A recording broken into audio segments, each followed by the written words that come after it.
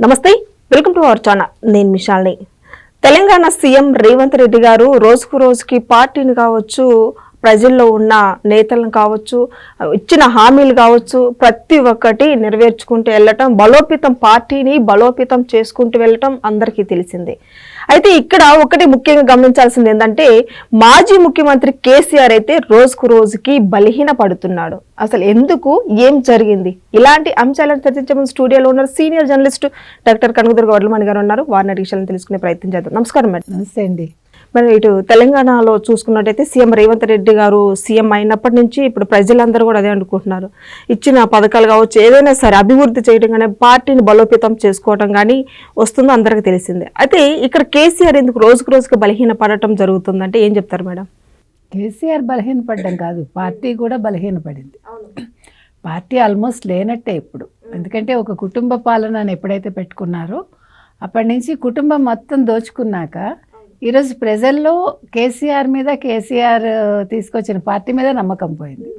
ఏ తెలంగాణ రాష్ట్ర సమితిని తీసుకొచ్చి తెలంగాణ కోసం నేను పోరాడానన్నారు, ఆ రాష్ట్ర సమితిని మార్చేసి తెలంగాణ అని లేకుండా భారత రాష్ట్ర సమితి అని పెట్టాక అసలు తెలంగాణలో ఉనికేది కేసీఆర్కి లేదు, కేసీఆర్ పార్టీకి లేదు. ఒక వ్యక్తిగా కేసీఆర్ కొనుక్కుంటుంది అంతే, కానీ తెలంగాణ తెచ్చిన వ్యక్తిగా ఉండదు. అయితే 2 ఏళ్ల తర్వాత మళ్ళీ బయటకు వచ్చి నేనేదో ఉద్ధరిస్తాను తెలంగాణని, జై తెలంగాణ నినదిస్తాను, చంద్రబాబు నాయుడిని తిడతాను అని చంద్రబాబు నాయుడు పేరే ప్రస్తావిస్తూ చంద్రబాబు నాయుడు మీద అంతా దూషణ చేస్తూ ఉంటే ఈరోజు ఎవరు సహించరు. ఎక్కడ రేవంత్ రెడ్డి పేరు ప్రస్తావించలేదు. అంటే ఇవాళ మళ్ళా ఓడిపోయాక 2 ఏళ్ల తర్వాత చంద్రబాబు నాయుడు పేరు చెప్పకుండా కేసీఆర్కి మనుగడ లేదా తెలంగాణలో? అది అక్కడ. అంటే నీకు ఇంక వేరే అంశాలు లేవా కేసీఆర్ అని ప్రజలు అడుగుతున్నారు. ఇప్పుడు తెలంగాణకి నేను ఇవి చేశాను, ఇంత చేశాను, ఇంత అభివృద్ధి చేశాను, ఇంకా చేయాల్సింది ఇంతే ఉంది, మీరు అవకాశం ఇచ్చుంటే చేసేవాడిని, ఇవ్వలేదు, కానీ మళ్ళీ ఫ్యూచర్లో చేయడానికి నాకు అవకాశం ఇవ్వండి అని మాట్లాడాలి. అదేదీ లేకుండా ఓన్లీ చంద్రబాబు నాయుడు మీద అరవడం, కేకలు పెట్టడం మనకు అర్థం కావట్లే. ఏదో ఉరుమురు మంగళమే పడిందని ఈ నిద్ర లేచి వచ్చి చంద్రబాబు నాయుడు మీద పట్టడం ఏంటి? ఏమైనా అర్థం ఉందా అసలు? పోనీ చంద్రబాబు నాయుడు ఏమైనా ఈరోజు తెలంగాణ ముఖ్యమంత్రిరా? కాదు కదా. ఇంకా ఉమ్మడి రాష్ట్రంలో ఉన్నాను అనుకుంటున్నాడు ఆయన. అసలు ఈరోజు అసెంబ్లీకి ఎందుకు వెళ్ళారు మేడం? అంటే ఇప్పుడు మొన్నను రేవంత్ రెడ్డి గురించి ప్రస్తావించడు, మళ్ళా కాళేశ్వరం గురించి మాట్లాడు, జూరాల గురించి మాట్లాడతాడు,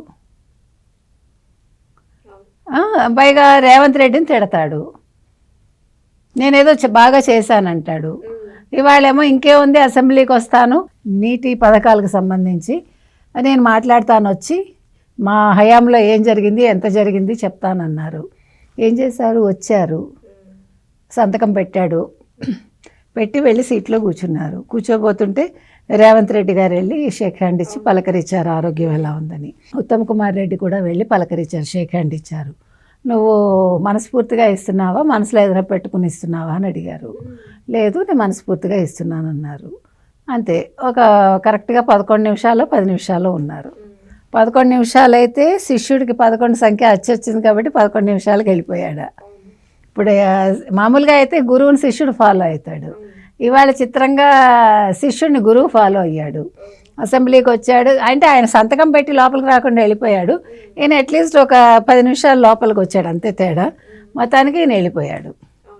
దేనికి వచ్చినట్టు, దేనికి వెళ్ళినట్టు? పుల్లయ్య వేంవరం అంటారు. కథ తెలుసా?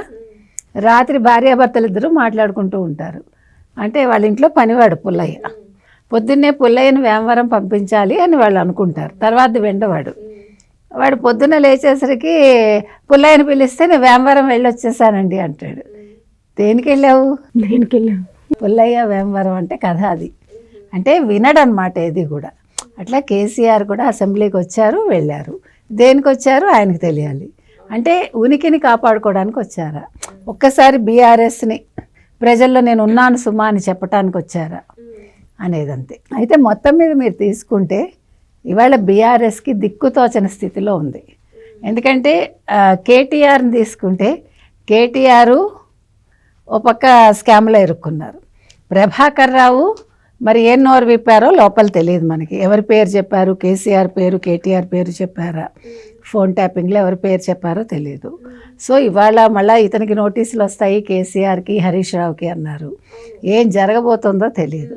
సో వీటన్నింటి నేపథ్యంలో సడన్గా ఉలిక్కిపడి లేచి ఇక్కడ ఫామ్ హౌస్లో ఆయన పరిగెట్టుకుని వచ్చారు. అంటే కేసీఆర్కి నోటీసులు ఇస్తున్నారని తెలిసి అసెంబ్లీకి వెళ్ళారంటావు మేడం? ఉండొచ్చు, అదే అంటున్నా. కానీ ఏం జరుగుతుందో తెలియదు. పోనీ అయ్యా నువ్వు నిద్ర లేచావయ్యా, నీ తెలంగాణ గురించి మాట్లాడుకోకుండా ఆంధ్రప్రదేశ్ చంద్రబాబు నాయుడు గురించి నీకెందుకు? ఆంధ్రప్రదేశ్ అభివృద్ధి చెందుతుంటే నువ్వెందుకు చూడలేవు? 5 ఏళ్ళు నీ శిష్యుడు అక్కడ నాశనం ఏం చేయాలో చేశాడు, మళ్ళా దాన్ని అభివృద్ధి పదంలో పెడుతూ ఉంటే అసలు అదెందుకు నీకు? నీకు తెలంగాణ నేను ఇంత అభివృద్ధి చేశానని చెప్పుకోవాలి కదా నువ్వు. ఇప్పుడు ప్రజల నుంచి అదే స్పందన వస్తుంది మేడం. చాలా రోజుల తర్వాత మీడియా ముందుకు వచ్చిన తర్వాత కేసీఆర్ ప్రజల గురించి కానీ తెలంగాణ రాష్ట్రం గురించి ఎక్కడ ప్రస్తావన లేదు, కానీ చంద్రబాబు నాయుడు గురించి మట్టుకి పదే పదే మాట్లాడుతూ విమర్శిస్తూ ఉన్నారు. ఏంది కథ అని. ఏంది కథ? ఏముంది? కథ లేదు కాబట్టి మాట్లాడాడు. కామెంట్లు కూడా అదే విధంగా పెడుతున్నారు. కథ లేదు, ఆయన చేయడానికి ఏమీ లేదు అక్కడ, అందుకనే కథ లేదు కాబట్టి మాట్లాడుతున్నాడు. కథా కమామిషు ఉంటే చంద్రబాబు నాయుడిని ఎందుకు తలుచుకుంటాడు?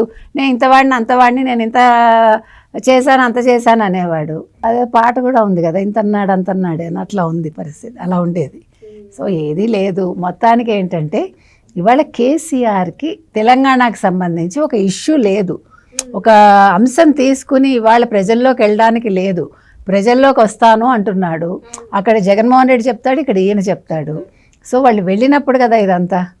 వెళ్ళినా కూడా ఏముంటుంది, ఇప్పుడు కొత్తగా మీకు ఈ బూతుల పర్వం అనేది తెలంగాణలో కూడా ఎక్కువైంది. అంటే ఒకలాంటి భాష, అంటే మనం సభ్యత తప్పి మాట్లాడటం అనేది తెలంగాణకు కూడా జాడ్యంలాగా అంటుకుందా వైసీపీ నుంచి. కాబట్టి ఇది పద్ధతి కాదండి. మాట అనేది మనం చాలా చక్కగా మాట్లాడాలి. మనం మాట్లాడుతుంటే అవతల వాళ్ళు వినాలి అనుకోవాలి, అంతే కదా. ఇలా కాదు ఉండాల్సింది. కాబట్టి ఇవాళ మాట విషయంలో మాటలు తూలుతున్నారు, అంటే అదుపు తప్పి మాట్లాడుతున్నారు.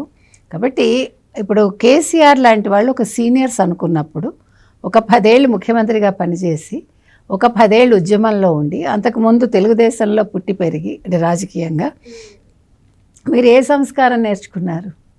తెలుగుదేశం సంస్కారం మీకు వంటబట్టలేదని అర్థమవుతుంది. ఇది తెలంగాణ సంస్కృతి కూడా కాదు, సంస్కారం కాదు.